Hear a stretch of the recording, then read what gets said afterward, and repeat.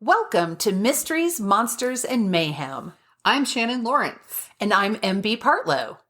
Quick content warning before we get started. This podcast may contain language and disturbing content, so enter at your own risk. Hi there. Hello. And boy, do we have stuff to talk about. You're talking about Outlaws. Yes, the movie Outlaws.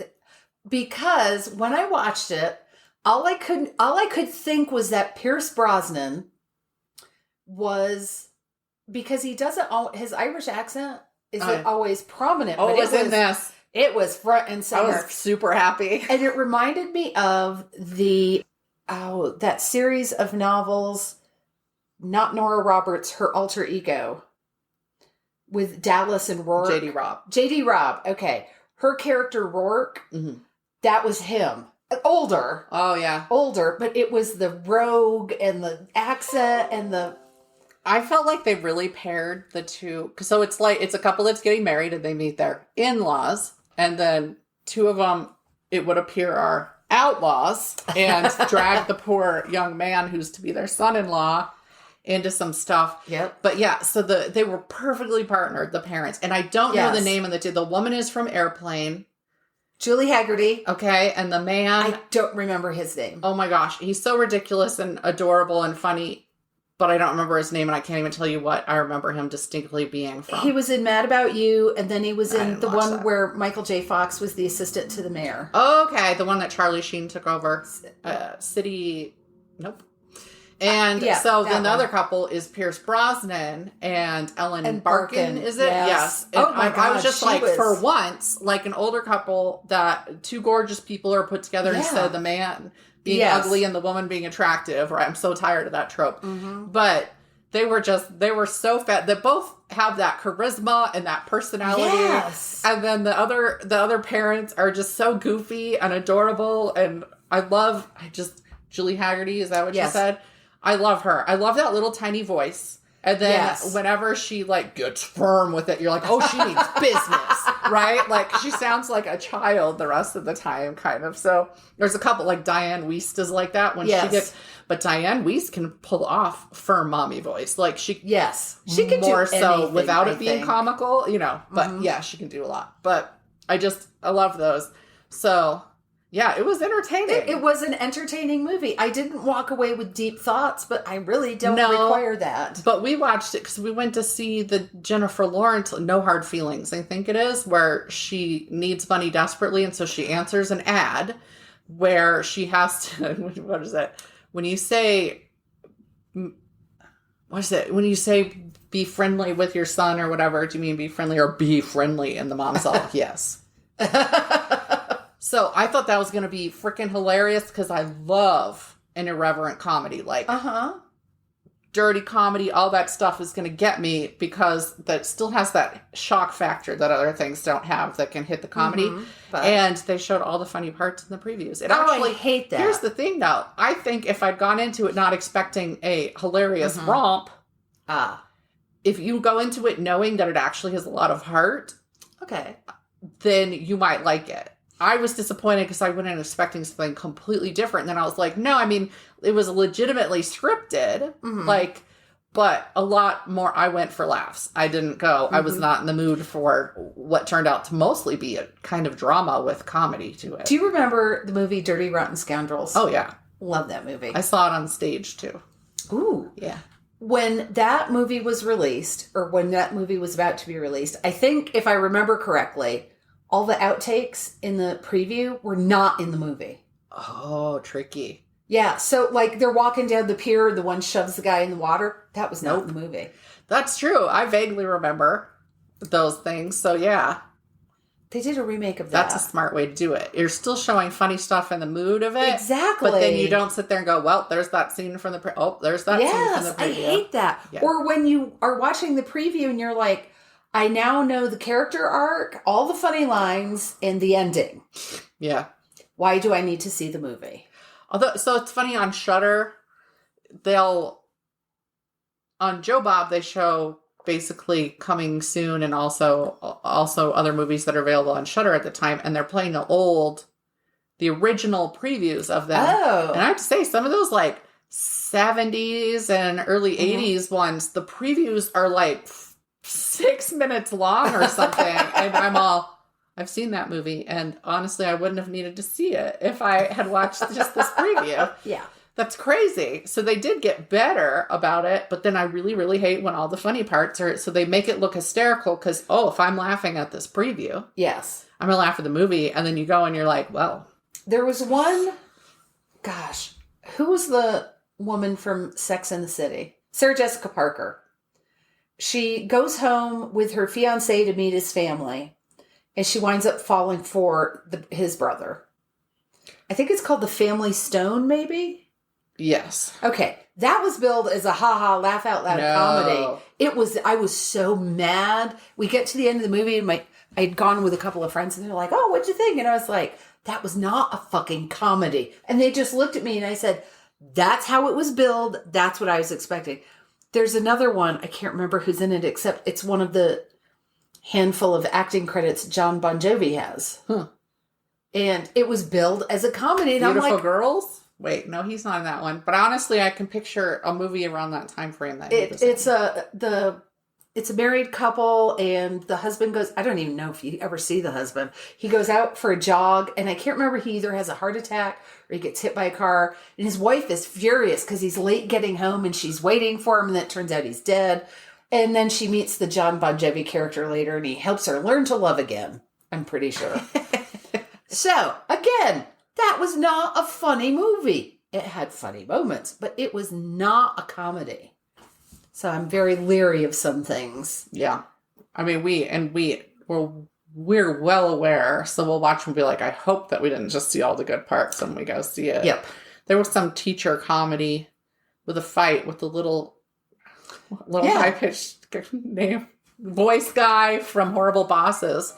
It's like school fight or something like that, right? It's something ridiculous. And I thought it would be so funny. Fighting on the playground after school. Yeah, it wasn't funny like that. And I hate when I think everybody's funny in a thing, and it was Tracy Morgan. It was like Tracy Morgan's first movie back, but he wasn't fighting. He was just like the gym teacher who was on the side.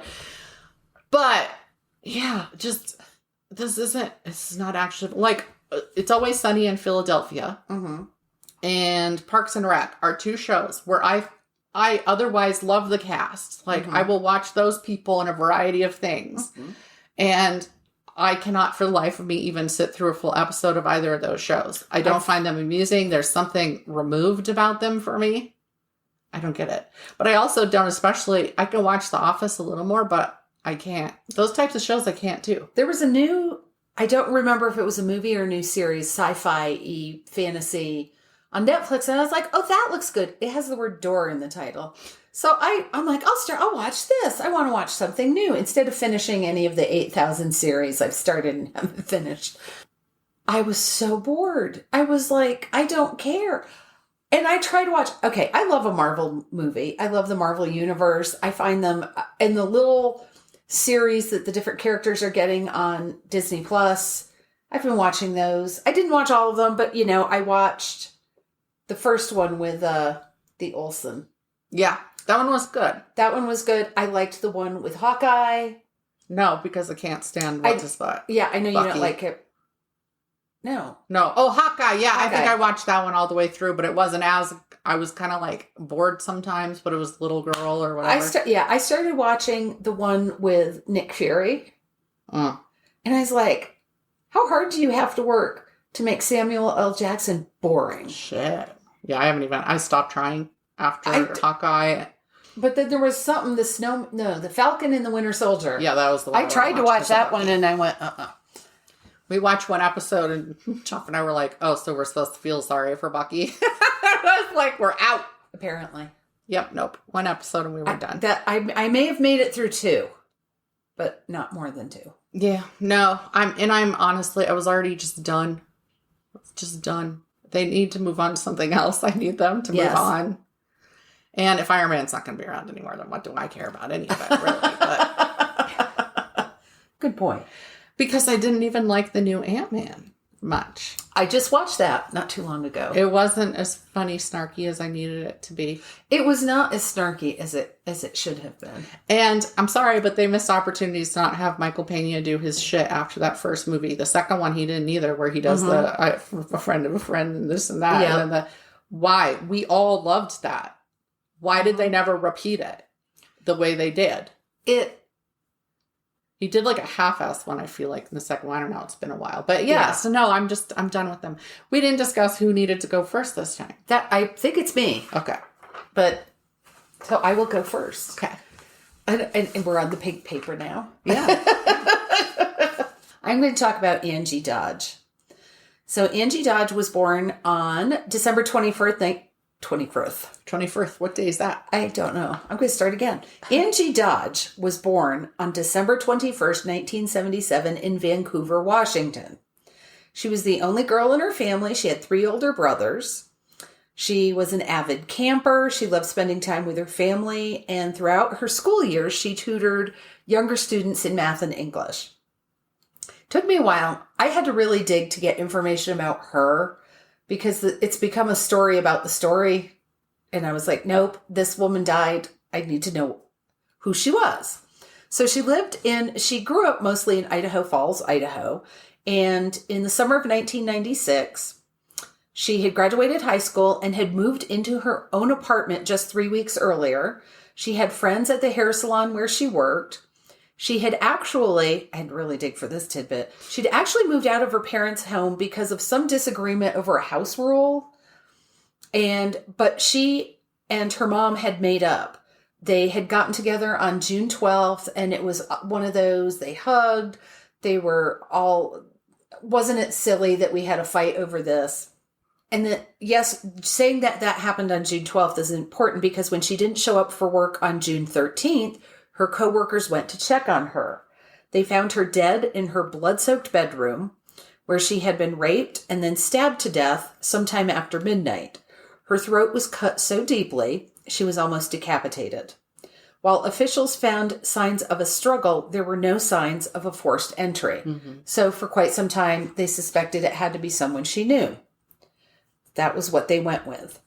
The scene was immediately searched for DNA, and a pristine sample was found on Angie's body, and apparently there was hair, there was skin, there was a lot of DNA evidence left. The police took approximately 100 plus DNA samples from local men, and none of them matched. Police believed that multiple people were involved in the attack. I have not been able to find out why they thought that. There was no, because of X. Right. We believe it's something they're keeping close to the vest, right? Maybe. I don't know. What happened was, it was a very small police department in Idaho Falls, and it was over its head, because it was a brutally violent homicide, and they had no experience with anything like this.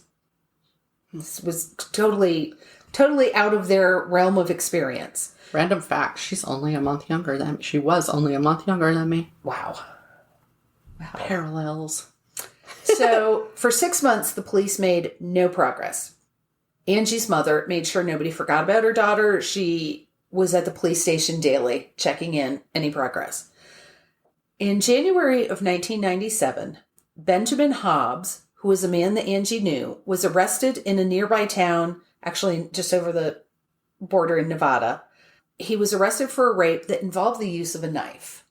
And because her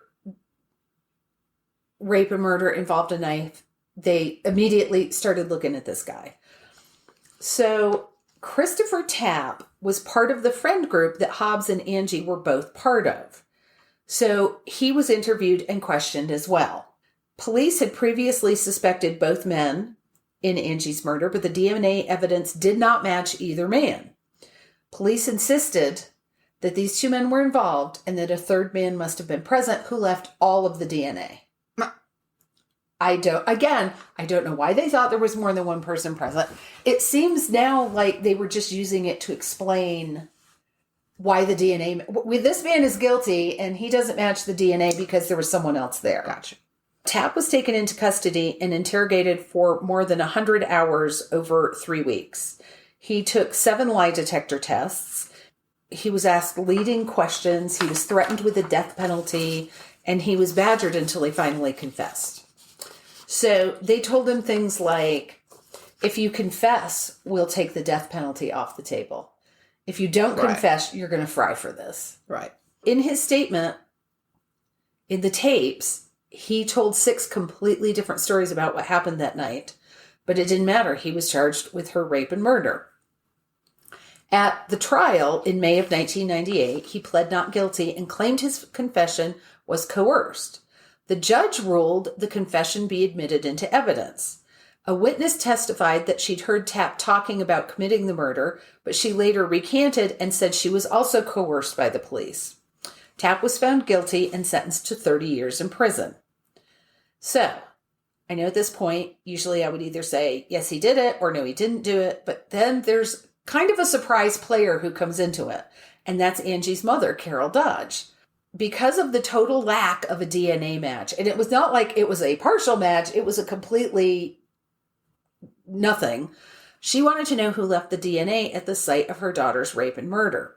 So even before Tapp's arrest, as I said, she had been going to the police station. She was out on the streets interviewing people. She was handing out flyers. She would go out all night trying to find anybody who had seen anything, heard anything, knew anything. And she offered a reward for any information. At some point, someone gave her a computer and she immediately got online, started doing all the research she could do online. She requested and got all 60 hours of the tapes of Tapp's interviews. And when she listened to them, she realized that there were a lot of missing details that he did not know about that night. She listened to it and went, this doesn't add up. He wasn't there. The things he was saying didn't make any sense, didn't add up. So she got leads that nobody wanted to listen to, so she needed an expert. And she connected with Dr. Greg Hampikian. I'm probably butchering that. We're going to call him Dr. Greg. He was a forensic DNA specialist and the founder of the Idaho Innocence Project. Okay. So she finally got somebody with some clout interested in this case. Dr. Greg had already been contacted by Tapp about this case. His people had listened to the confession tapes and determined the confession was coerced. Among other things, Tapp was told, again, if he confessed, he wouldn't get the death penalty.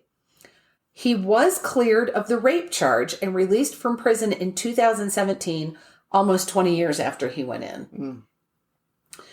Angie's mom and Dr. Greg pushed for the building of a familial profile of the DNA.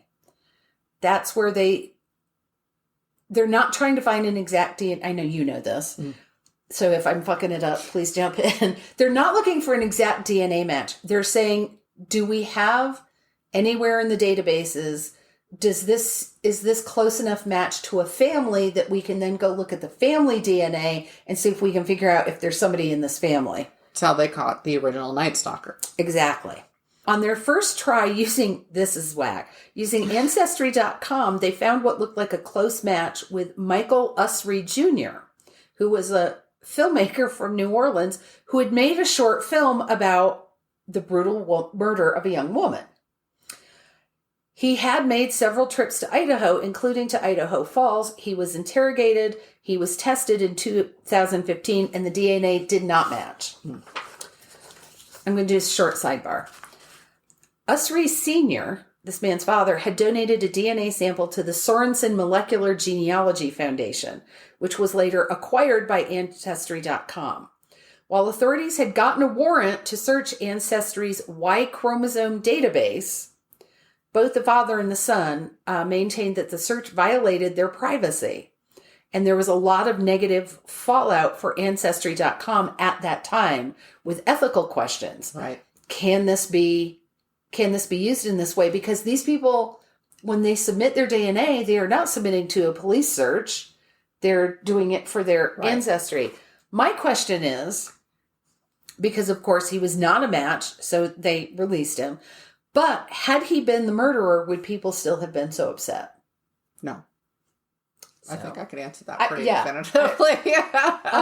So in 2018, investigators worked with a genetic genealogist named C.C. Moore to build a profile. After several more months, the search was narrowed down to Brian Lee Drips Sr., an Idaho man who had lived across the street from Angie in Idaho Falls at the time of her murder. Okay. Yep. Yeah, gee. Yep. In a scene right out of the movies, the police surveilled Drips until he discarded a cigarette butt, which they were then able to match the DNA to that found at the murder scene. When he was brought in for questioning, he didn't even fucking blink. He said he did it. He just immediately said, well, I didn't. Here's the thing. He admitted to the rape and the murder, and he said, yeah, I guess I did. I meant to rape her. I didn't mean to kill her. Ew, though. Yeah. He clearly thought that the rape was the lesser crime there. Yeah. And he was quite good with someone else going to prison for it for 20 years. Yeah. Someone who wasn't guilty of either of those things. His lawyer said that Drips was drunk and high on cocaine during the murder. Not that that excuses it. I'm just giving you the background. Drips said he acted alone and he was the only one there. At his trial in 2021, he pled guilty and was sentenced to 20 years to life in prison. He was 55 years old at the time and wouldn't be eligible to be considered for parole for 20 years. His lawyer stated that he is not in good health. Mm-hmm. Like, who gives a shit? I hope he drops dead. No, I shouldn't say that. Anyhow, he's a piece of shit, so who cares? But he's not in good health, and his lawyer didn't think he would be alive in 20 years. Shit. Yeah, what a pity. He also apologized to the family. Mm. Yeah, boo-hoo. He's not sorry. No. Her mother did say that she would never forgive him. I don't blame her at all. Dodge's family, however, in an unusual move, stated that they thought Christopher Tapp should also be allowed to give a victim impact statement because Drip's actions had caused him to lose 20 years of his life. I agree. He was also a victim. Yes. Carol Dodge championed this man.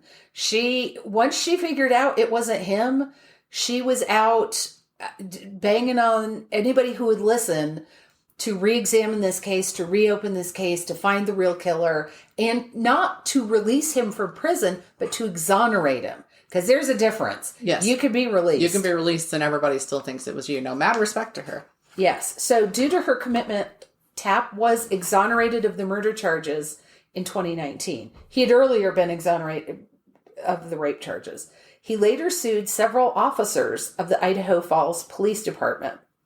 And in early June of 2022, the city of Idaho Falls agreed to pay Tapp $11.7 million for the wrongful conviction. Yeah. That doesn't make up for 20 years of his life gone. Though. No. That's the thing about... I know that there's really no other way to give restitution. Right. That's the problem with restitution, right? And yes. But, yeah. You can't go back and change what happened. But, yeah, this man is obviously owed something. Yes, they railroaded him and just took advantage of the fact that he couldn't defend himself. Yeah. I gotta wonder what the fuck the jury was thinking on this one. The DNA doesn't match, but the judge said the confession... He's not describing the room correctly or her or whatever. But he's saying, So my sources for this were my always faithful True Crime A Day calendar, Wikipedia, of course, KTLA News, the New York Times. New York Times was all over this story, and the East Idaho News and ABC News. Mine is also going to deal with some DNA. I have random facts for you because I'm reading that book, Gory Details. And they are not fun facts, I can tell you that. They're so fun. Your daughter would agree with me. I'm sure she would, and I would tell her as well. The facts they are interesting. They are not fun. Oh, but listen. So the whole entire one was that they've been testing whether, what kind, was it blowflies? It was blowflies. Can spread DNA to crime scenes it is not from. So here's the thing about blowfly poop is that it looks like blood spatter. No. And so they actually were doing these studies because they were like, oh, holy shit, we need to know the difference. Yeah. Because it legitimately, if there's a bunch of blowflies on a body, when they're going to the bathroom around this crime scene, it looks like blood spatter. Almost identical. Does it fluoresce under the light? Well, bodily fluids do, right? Oh, yeah. But here's the thing. So there was so much about this, and none of it is going to be a fun fact to you. So they were studying it because they discovered that blowfly poop will have DNA from whatever they've been eating. Yeah. So, and in fact, a lot of it, like you can get a full DNA profile from a blowfly. But here's the kicker. The more likely way to get a full DNA profile is from semen. They actually prefer semen. And if they ate that semen, then you get a full DNA profile. So say a crime scene has been around for a while and the flies have been eating the victim. When they go poop, if they ate the semen, then they have pooped out the attacker's DNA. And they found that... Or at least the ejaculator's DNA. Yes. They couldn't get the same thing from their vomit, really. They could get partial DNA. But also, they couldn't, if they had eaten something else, like, say, if they had eaten some blood, they couldn't necessarily get that full, the best was from. But also, their favorite thing is semen. Like, they put different things out that the flies would eat. They sealed the house. Covered everything in butcher paper that did not have the things they wanted them to eat so they could study it. And they really, really, really love them some semen. I know. They were like, first of all, flies are gross. Second of all, they also eat their own vomit. There's so many inappropriate jokes. But it's fascinating. But here's the thing. They actually had a case in there where if a fly was at somebody else's house and ate something genetic of theirs, say you're in a teenage boy's room, there's probably some semen to eat up. And then they went somewhere else. They did have a case where a man was, his DNA came up, but he had the most concrete alibi of anybody ever. He was in the hospital. Oh, God. Yes. And they were able to put together that the fly had brought this man's DNA. Wow. From his home, which was like a neighboring house, something like that, and shot out his DNA at the crimes. Luckily, he did not get convicted because they were like, he couldn't have even left the hospital for the reason he was there. And then you've got to be going, why the hell is his DNA here? Exactly. And they were like, here's the thing too. If you have a hairbrush, because people carry around the DNA they've picked up everywhere they've gone, they said you might have a hairbrush that is in this person's home. They're the only one to use it. It has 7 types of DNA on it. They said, what does this mean for crime scenes? It means some pretty fucking big things for crime scenes, doesn't it? Because you could have been nowhere near this person but been to the grocery store, for example, that they went to. Yes. And they brought home your DNA, and now your DNA is at the crime scene. So they're like, this is huge for us to figure this out. And also flies shitting it out in what looks like blood spatter, so they might test it. Right. And find DNA. Yeah. So mind blown. There's so many things now about the forensic sciences that we were so excited about it. Like the 90s and shit. And then everybody was being convicted on that. DNA was going to solve everything. And then more and more as we look into that and other types, not even just the DNA, right? We've seen it with the lady with the people now think that she was killed by a fucking owl, the case in the stairwell or whatever. And so many things can be interpreted differently by different people, but especially blood spatter. So anyway, fascinating book. I love it. I'm like, so how does this lead into what you're going to talk about? Well, really, it doesn't. But except for the fact that they both involve DNA. Okay. It was just popping in my head because I just read that part yesterday. Also, I'd like everybody to know that your dog's more likely to eat you than your cat if you die in a home with them. So there you go. You're welcome. My brother's seen it. Ew. Yeah. So, Gilgo Beach, Long Island serial killers. Okay. Lisk is easier to say. He's actually more called the Gilgo Beach serial killer, but it kind of expanded out into Long Island because there are other beaches involved. But Lisk is way easier to say. So if I say Lisk, that's Long Island serial killer. On May 1st, 2010, a phone call came into 911. The woman calling identified herself as Shannon Gilbert, a sex worker in her mid-20s, it would turn out. She said someone was after her and that they were trying to kill her. The phone call started in a client's house, and he is heard trying to get her to leave the house. Okay, let's go outside now. You need to leave. The call lasted 21 minutes, but it took about an hour for police to get there because she never gave her location. They weren't able to trace the cell phone call. Okay. They figured it out after 2 residents called in about her having knocked on their doors. When they arrived at the client's house in the gated community of Oak Beach, they could find no sign of Shannon. On the 911 call, both the client, Joseph Brewer, and her driver, Michael Pack, can be heard talking to her. She keeps saying, "Mike, stop it," and appears to accuse him of being part of whatever is happening and asks if he's going to kill her. Basically, it's thought this woman was having a really bad high. Okay. Most of the phone calls, she's talking to the men, not the 911. I listened to it. I listened to the entire thing. And then I listened again with a cop explaining pieces of it and with them helping to say what the harder to hear parts were with some of them and so on and so forth. She's clearly not in her most present mind. Altered? Yes. And she's actually pretty calm. I mean, she's worried, but she's calm for most of it. And, like, the poor dispatchers are trying to, like, ask her questions, and she's not fucking talking to them. And at one point, you hear the dispatcher go, "Is the phone in her pocket?" Like, but they won't disconnect the call because something's happening. Right. And this woman has said somebody's attacking her. So anyway, after a period of silence, there are screams and the sound of running feet over gravel or sand is what it sounded like to me. The running steps continue along with her heavy breathing, and she's heard knocking on a door. And then a man answers, and he's talking. He's like, "Are you all right? Like, what's going on? Is somebody after you?" He's asking her questions. She's not fucking answering. I'm so frustrated. I hate this in movies and books when you know that they have some information and then they're answering questions.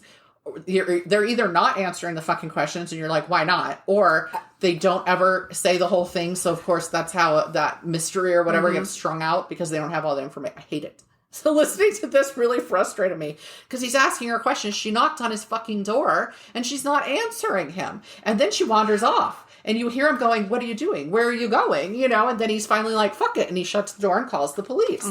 He tried to get her. He was trying to help her.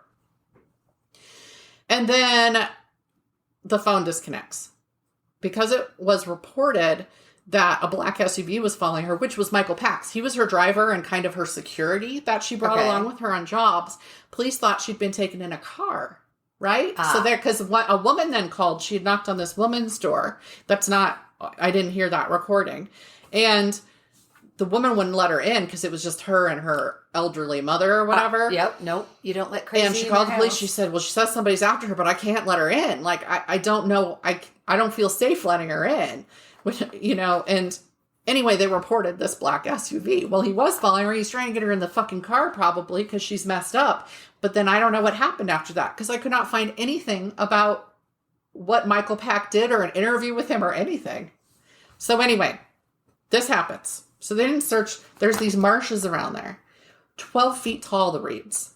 Up to. Okay? Oh, damn. They took a camera and they walked through it and they were like, this is what she would have seen. And she was already screwed up and confused. Okay. Well, especially if she's running away from the guy who's doing her security. Yeah, because at one point she's like, "Are you going to kill me?" And he's like, "What?"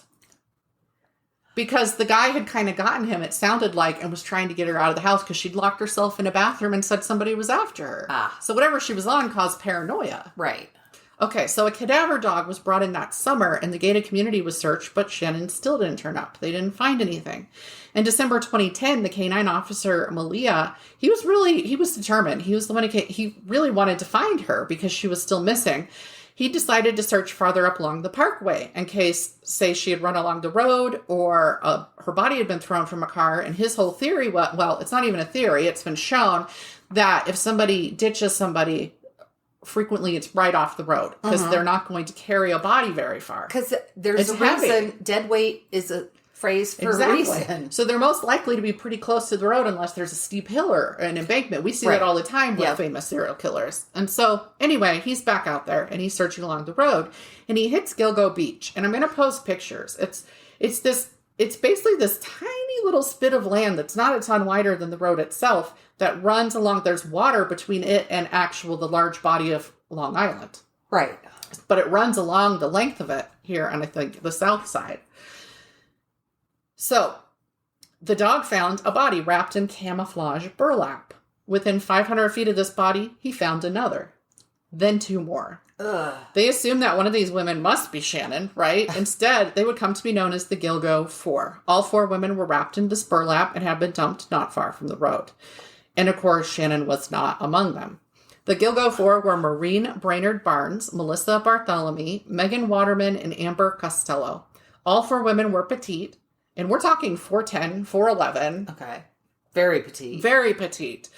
They worked as sex workers, and they found their clients via Craigslist. That became a really big thing, and I think it's still going on. I remember talking to somebody who worked in that. Saying, yep, just go on there, and they're just all over the place, or there's ways that they're disguised now. The Craigslist started taking them down eventually, but then they just popped back up. Mm-hmm. Their cause of death was found to be strangulation for all 4. 25-year-old Maureen had worked as a paid escort to make ends meet and support her 2 kids, but constantly looked for other types of work. At one point, she found a job as a telemarketer and quit sex work, but the money wasn't comparable. Yeah. That's the problem we see with, like, those who get into dealing drugs and in sex work. You're making, well, they said what a couple of the women made for one visit, and I was like, that's 2 weeks of pay for me. Yeah. So, sounds like something I could do if I needed to, right? But she soon faced eviction. Basically, she's trying to, as they would say, go straight, right? And it's not working. She was last seen July 9th, 2007, after having arranged to meet a client away from her usual Manhattan location at a Super 8. She would meet them at the same hotels, kind of like her safe go-to spot. Right. This person was like, no, let's meet somewhere else.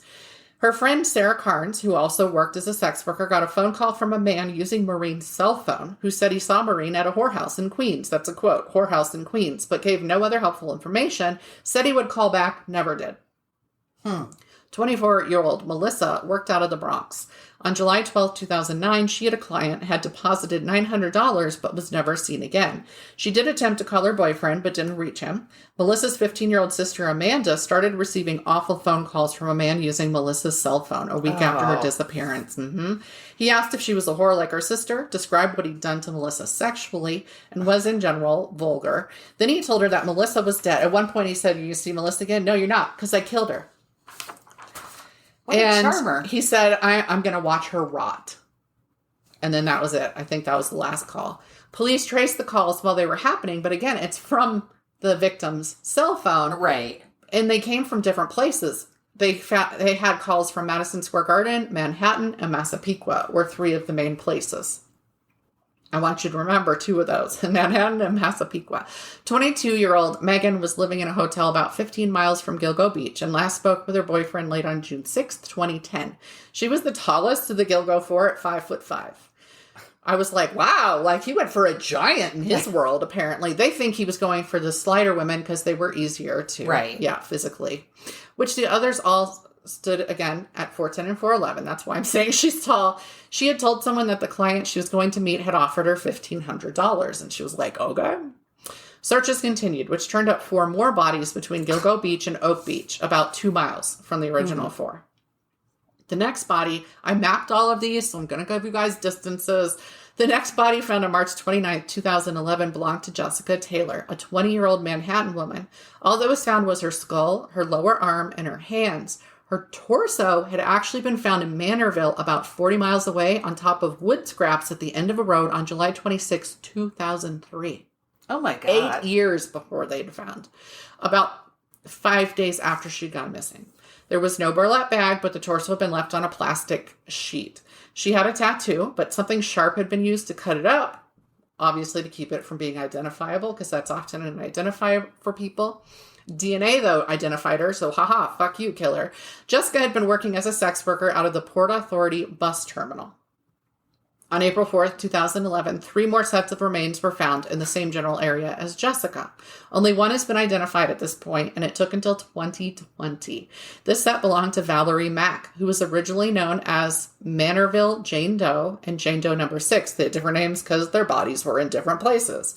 Valerie was 24. Like Jessica, her torso had been found in Manorville, November 19th, 2000, so 3 years before that first part of Jessica's body was found. Wrapped in a garbage bag and dumped not far from Jessica's torso. They were both off of Halsey Manor Road, but in different spots. Her leg was found with the torso, but her ankle had been cut off far above the ankle, ankle, which led authorities believe there might have been an ankle tattoo the killer was trying to keep.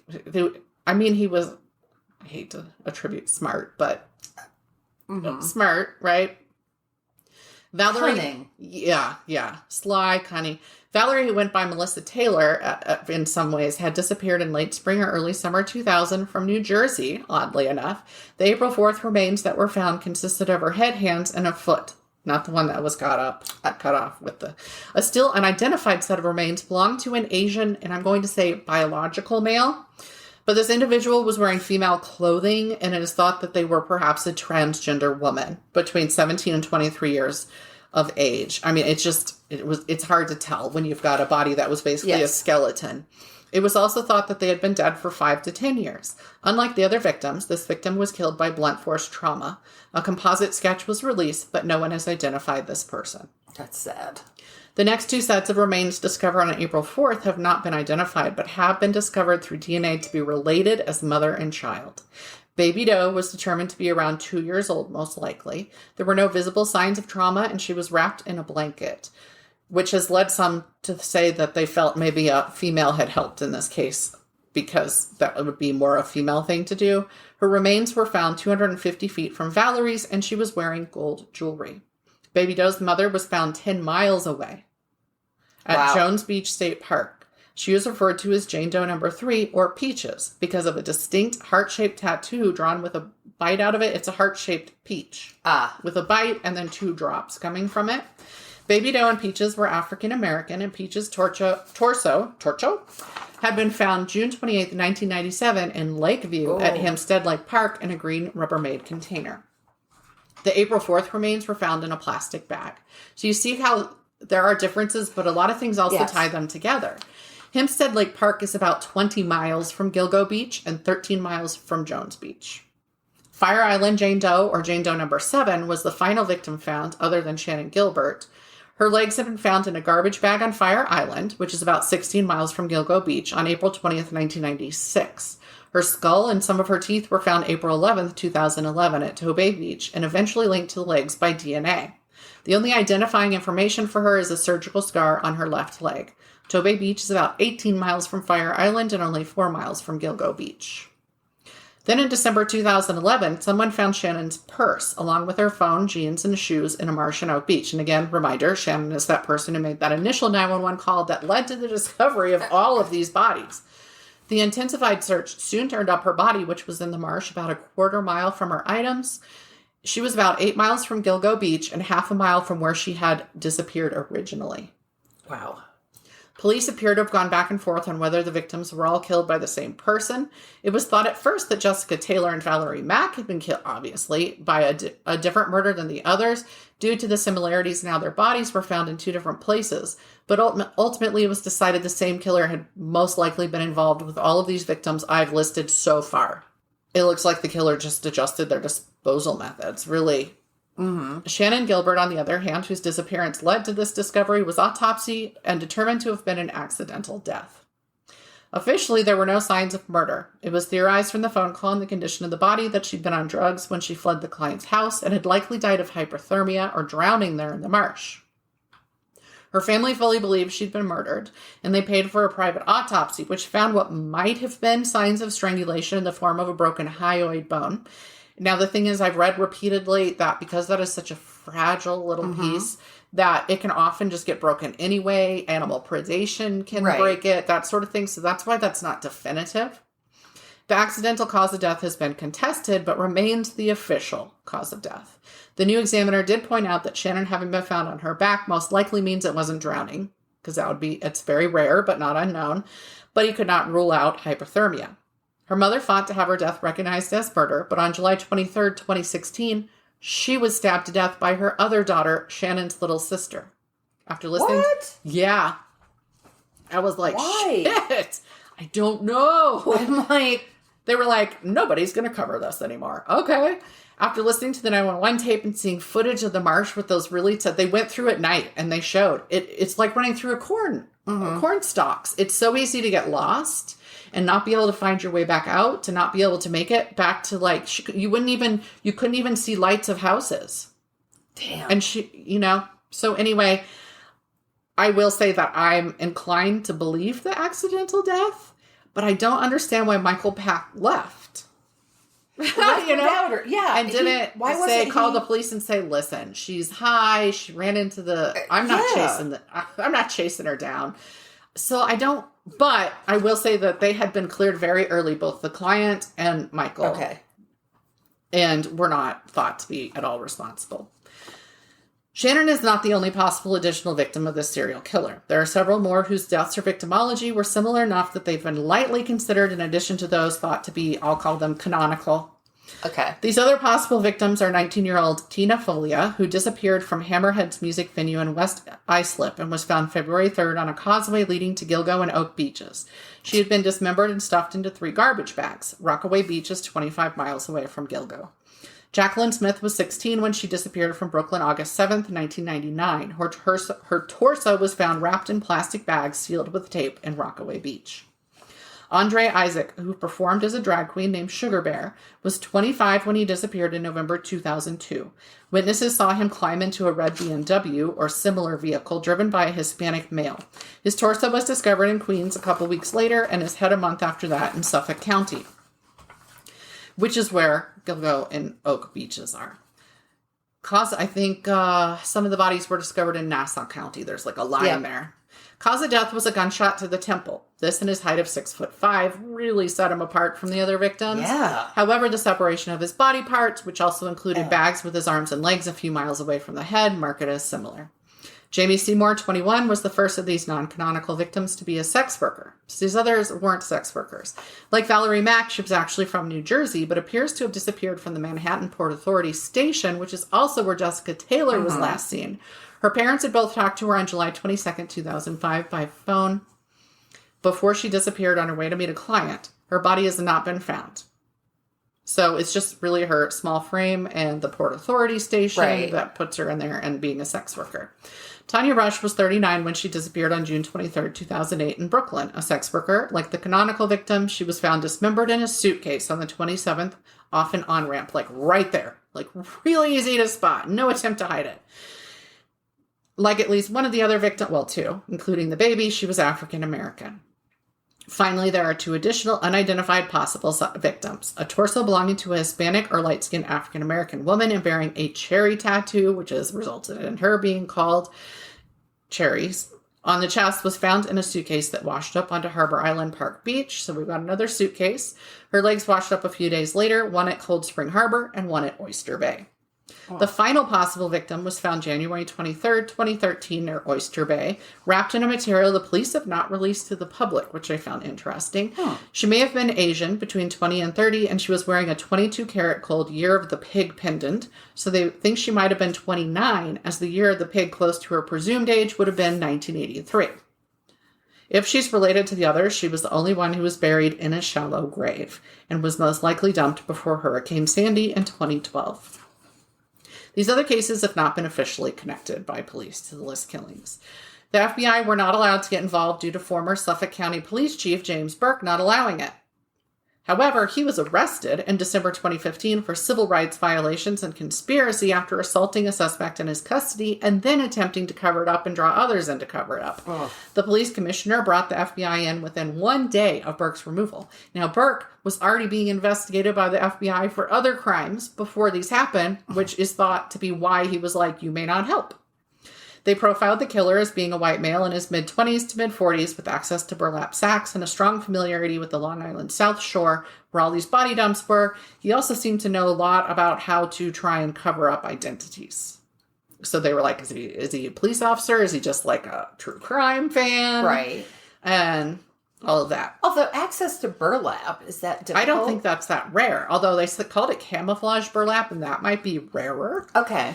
On September 12, 2017, the Suffolk County prosecutor, Robert Biancavilla, made accusations towards John Bittrolf being the murderer of at least some of the victims. The prosecutor had convicted him for the murder of 2 women in 93 and 94. He lived in Manorville, which remember were where the torsos of Jessica and Valerie were found, was a hunter and a carpenter, so would have been proficient with various hacking implements that might be used to dismember a body. One of his victims was the mother of one of Melissa's, one of the Gilgo 4 friends. Melissa's mother said she had a lot of calls to Manorville on her cell phone in the days leading up to her disappearance and murder. His known victims were sex workers. So this is why he was considered... I feel like the Manorville calls might have been to her friend. Yeah, it's... So that one didn't stand out to me as very important at that point. However, a new suspect, and why I'm doing this, has been arrested and charged less than a year after the formation of a multi-agency task force. They were finally like, that's it. There were new cops in there. There was new everything, government, and they said, we need to figure this shit out. This is a lot of bodies. And if you look at when I said some of them were like in the 90s, it had been going on for a while. Yeah. Rex Heuermann was just arrested in July 2023. A 59-year-old Long Island architect, Heuermann has been charged for the murders of 3 of the 4 Gilgo 4 victims, Melissa, Megan, and Amber, though he is also suspected in Maureen's death, and they simply haven't pressed those charges yet. They expect to. He lives in Massapequa, which is one of the places police trace the vulgar phone calls to Melissa's little sister, and his architecture business is in Manhattan, where some of the other calls were traced. He came to the attention of authorities in March 2022 when a Chevy Avalanche, which was actually in his brother's name, was connected to a witness testimony from Amber Costello's pimp. He, by the way, had moved it. There was so much. He has a property in a whole different state. The previously mentioned police chief Burke had ignored this vehicle description from the pimp at that time and was also refusing to work with the other counties and cities involving the victims. So a lot of information was not shared. So Nassau County, he wouldn't even work with them. And then the one disappeared from New Jersey wouldn't work with them. That's ridiculous. Said pimp would also describe the killer as a beast of a man due to his size. Using cell phone and credit card records, police were able to establish that he was in the same location as burner phones that he had been... He was calling the victim's family with also those burner phones and the victim's phones. Oh, God. And then, but when he contacted the actual sex workers, he would do so each time with a burner phone. So he couldn't, again... Right. He was really paying attention to some shit. Yeah. His internet searches showed him looking up the cases over 200 times and typing in search terms like, why haven't the Long Island serial killer cases been solved? Why haven't the Gilgo Beach cases been solved? Nice. Yeah. And he also found that he was looking up victims' families, trying to track down other family members. He did searches to go and find further. That's creepy. Yep. He was also looking up child porn and sadistic subjects, is what an article said. Not only that, but his wife's hair is believed to have been was found on or near 3 of the victims. So to be clear, she is not a suspect, as she was out of town with their children during each of the killings. So she would go away for whatever reason, and he'd go, gonna go kill me a sex worker. But it makes sense, of course, that her hair would have been maybe on his clothing, in his car, on the tape, yes. and, on stuff like that. How horrible that he had children. Yes. His DNA was tested they followed him, and he threw away a pizza crust. Yep. And they got his DNA. That was why when you said that, the I was cigarette? like, yay! And it really happens. It really does. It's not just in the movies. Yeah. This DNA matched him to a hair found on one of the burlap bags. There are likely other pieces of evidence, of course, right? That have not been released to the press, and then will come out in court. Heuermann broke down in court when read his charges. He cried, which were 3 counts murder in the first degree and 3 counts murder in the second degree. He has pled not guilty, insists he did not do any of it, and he is being held without bail. His next court date is August 1st, which will actually happen right before this plays. An attorney representing the families of Shannon Gilbert and Jessica Taylor, named John Ray, is hopeful that the investigation into Heuermann will continue and that the other possible victims will be considered and investigated for any ties. Hopefully more information will come out as the case progresses. My sources were The Guardian, CBS News, NBC, CNN, BBC News, and Wikipedia.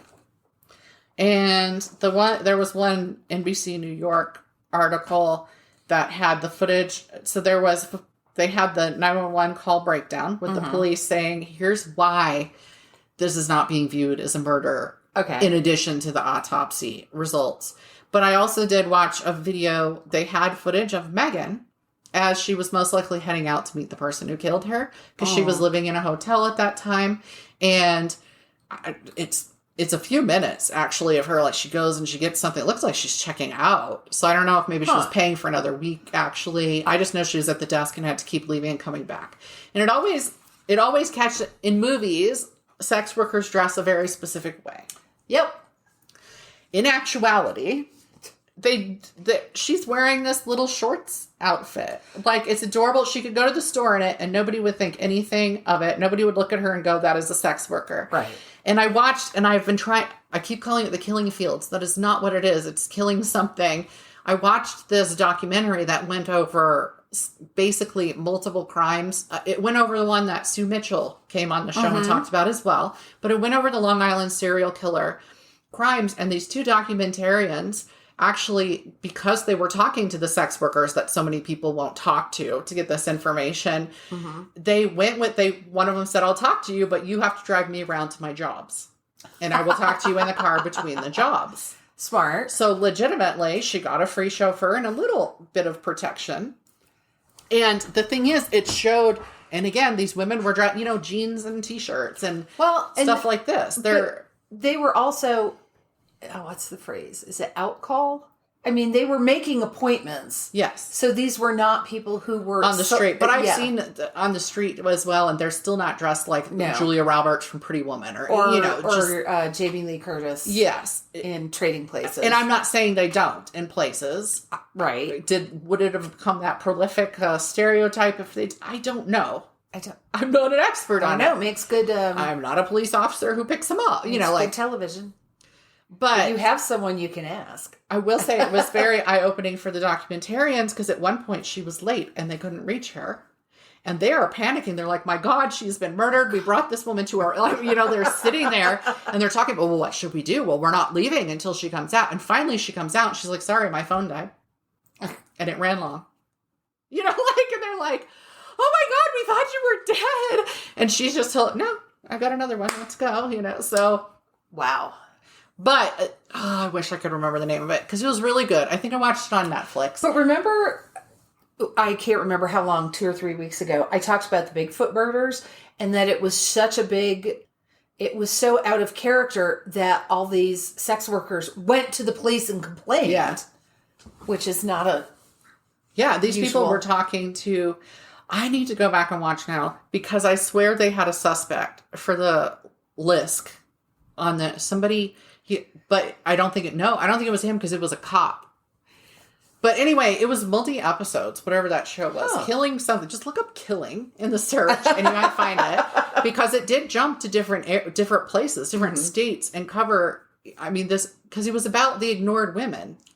It was about sex workers primarily because they go missing and nobody cares. Although I will say that I know that there's been bitching about Long Island serial killer, but several of the cops on there, including one who was retired and I'm sure now has the greatest relief, it was still the case that haunted him, when he left. Like, they wanted to solve this. So the ones that I was reading articles and interviews with before, all of these were pre this guy suspect being brought forth, were like, I still look into this. I still search the internet. I still contribute to forums because they did want to solve it. So, but it is so hard to solve stranger murder cases. Yes. That's why serial killer cases don't get solved. So in this case, I really didn't see a lot of cops not giving a shit. And I'm sure, don't get me wrong, that there were some that were like, whatever, they're just prostitutes. It sounds like the one guy who was higher up, he wasn't doing the day-to-day work on the case. No, but he had the power to